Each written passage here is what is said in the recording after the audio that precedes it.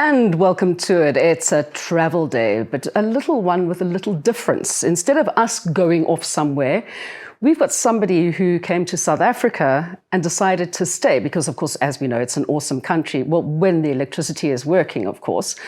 But this is somebody who has been writing about South Africa, and specifically Johannesburg, where she lives at the moment, from America, and just now, I would say, a member of the world. We have Heather Mason, and she is known as Two Summers. And welcome to the show, Heather. Thanks, Melanie. Now, why did you come to South Africa in the first place? So I moved here in 2010. So amazingly, it was 12 years ago, almost exactly. I had a South African partner who was a photojournalist, and I kind of just very drastically upended my life and moved to Joburg. And I'd been here, I think, once before for like 3 days for a work trip and knew very little about the city, but just showed up anyway and never left. That's one way of doing things. I suppose it's the best way of doing things.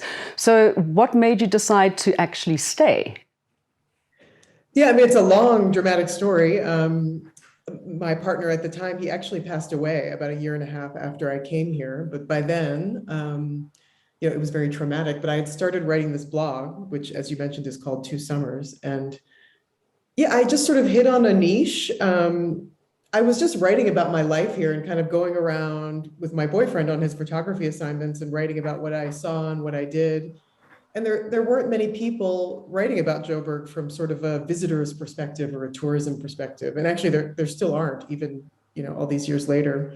And I just found the city very welcoming, and people seem to really enjoy my view of the city and the way I talk about it. And I just, it sort of became my identity. And then I just eventually couldn't really imagine myself going back to America or anywhere else for that matter. So what is it that you love so much about Johannesburg? I mean, is it the places that you go to, the people that are living here? What is so special for you? Most people look at it and think, oh my gosh, I'd never live in Johannesburg. Unless, of course, you've been here most of your life, Yeah, I mean, a lot of people told me I was crazy before I moved here. And even, people are still sort of bemused when they meet me. And I try to explain why I'm here. But I don't know. I think most people who live in Joburg kind of know there is like a quality to this place. Things aren't easy, obviously, as we all know, especially right now. Life here is challenging and very frustrating and very tragic, I think, often. But because of that, you develop this sort of can-do attitude, and people here make a plan, and they can laugh with each other even when things are difficult, and everyone who lives here has a story. You can't really live in Joburg without developing some sort of unique story, sort of a survival story, or everyone's just friendly and outgoing. And yeah, I really felt welcomed here in a way I've never felt anywhere else, even in my home country. I have a lot of friends here that are very close friends, and yeah, I feel like I belong here, I guess. Yeah, Joburg people are like really cool people, even more than the rest of South Africa. Let's be honest about it. Now, I love reading about your stories, though, and a lot of them have to do with restaurants. So I'm thinking tacos in Alexandria. Okay, so what's that about? Do you go out and find these restaurants that are completely out of what their comfort zone should be, and you're not thinking, I'm going to have Mexican food in Alex, for instance? Yeah, I mean, it's funny. Before I started this blog, I had been a writer in various capacities, but I was never a travel writer or certainly not a food writer. But yeah, I love finding like cool, cheap food in Joburg. That's just kind of become sort of a little bit of my identity here and the things I like to write about. And yeah, I mean, I visited Alex several times over the years for different kinds of tours, and Alex actually has a really unique food culture. And there's a woman tour guide who I know there named Asanda Daza, who's lived there her whole life. And she actually recently, we were talking about another project, and she just happened to mention to me, oh, you should really come and see what's happening with food in Alex. There's a lot of cool stuff happening, and there's a guy with a Mexican restaurant. And yeah, it's a really cool story. He went to Texas for an internship, a culinary internship, and discovered Tex-Mex food there. And when he came back to Alex, he turned his family home into a restaurant. And they have tacos and they have, I think it's called a burrito kota, which is, a traditional South African kota, but with some Mexican ingredients. And yeah, he's really doing cool stuff, trying to, make Mexican food accessible to a South African audience. And that's another thing that happens here in Johannesburg. There's so many places that actually put together these wonderful tours. And one of the ones I think you wrote about was the Rooftop tours of Joburg. And I know that Lala and Jay, for instance, they do a lot of those tours. But people sit there and go, is it safe to go into town? Is it safe to go into Hillbrow? Is it safe to go into Yeovil, into these places which were my playground when I was younger, but obviously, I haven't been back there for a long, long time. Is it safe to go on these tours? Well, the short answer is yes. I think, I get all kinds of questions through my blog about safety in Joburg and South Africa more generally, obviously. That's, people love to ask that question. And it's a very hard question to answer. Like when people say, is it safe in South Africa? Is it safe in Joburg? I always kind of say, well, I've lived here for 12 years and I've never had any major issues. So for me, it's safe. But obviously things can go wrong. We all know that.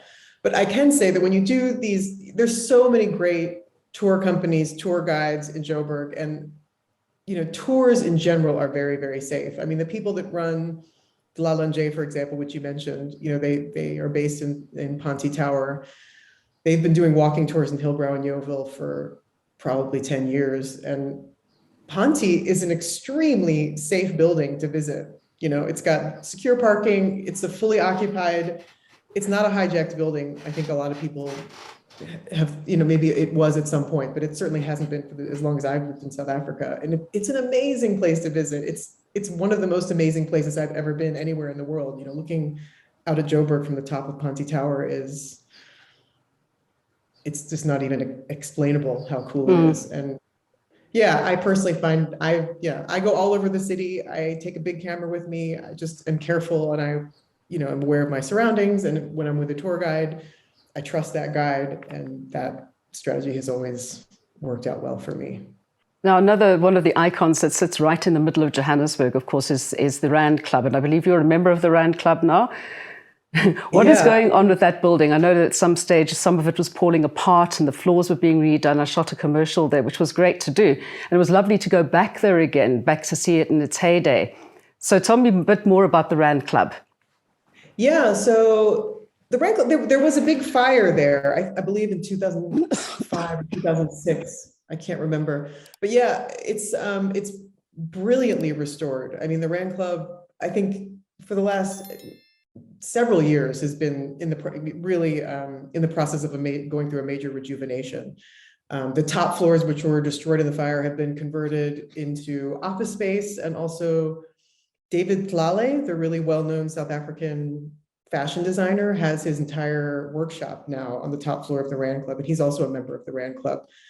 And yeah, I got really excited. A friend of mine, Alicia Thompson, who I've known for a few years, who I originally met when I was touring the Rand Club, she recently was elected as the chairperson of the Rand Club, and she's only the second woman and the first Black person to be the chairperson of the Rand Club. And yeah, I'm really excited about it. And I think it's a really cool, being a member there is a really cool way to kind of contribute to the inner city of Joburg. It's like incredible that this club that used to be an all white, all men's club, founded by Cecil John Rhodes, has stayed in the Joburg CBD operating as a club for all these years. And I just really, I got excited about the idea of being a part of that.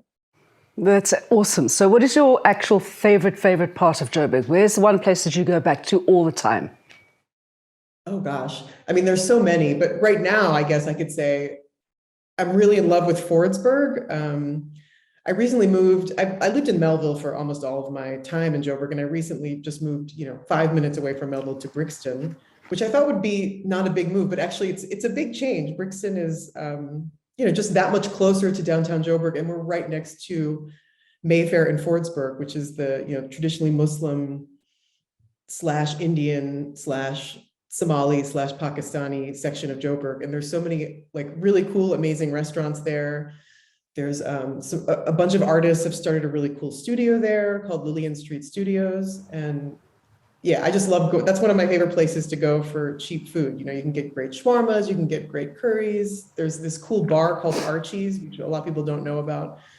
There aren't many bars in Fordsburg, obviously, because it's mostly Muslim, but there is a bar there where you can get amazing mutton curry and beer. That sounds good. The mutton curry specifically. So, what is this about St. Nicholas of Japan in Brixton? Yeah, so I've been trying to kind of get to know my new suburb since I moved here. I moved here in September of 2021. And actually, my partner and I, my partner, Torsten Deckler, has lived in Brixton for many, many years. He's an architect here and knows a lot about the suburb. And the two of us actually did a walking tour together. We hosted a walking tour for the Johannesburg Heritage Foundation and visited a lot of sort of heritage spots around Brixton. And St. Nicholas of Japan is this Orthodox church. It's a really interesting place. If you've ever seen it, it's a little white building with a blue roof. It kind of looks like it belongs in Mykonos in Greece.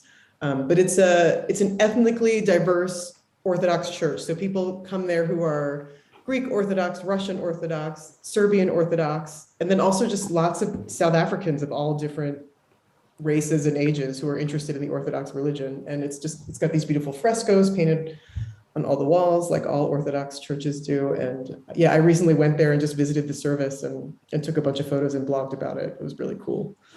So, of course, I mean, we can find out more. I mean, I find out about places I didn't know about, and I've been living here almost my entire life. I'm finding out this from your blog. So, your blog, I mean, is it just about Johannesburg? Have you been further afield? Have you been into other parts of South Africa as well?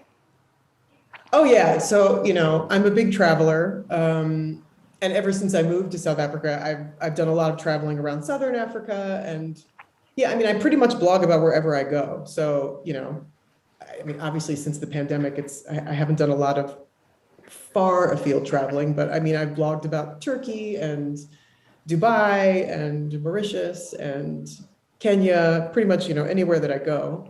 And I do a lot of traveling within South Africa. I love road trips in South Africa. I love, I visited all the provinces, and I mean, there's still a lot more, obviously, that I haven't seen yet that's still on my list. But yeah, my blog is just kind of a reflection of whatever I'm doing in that moment. So when I'm in America, I blog about America, which, I go back to visit once a year or so.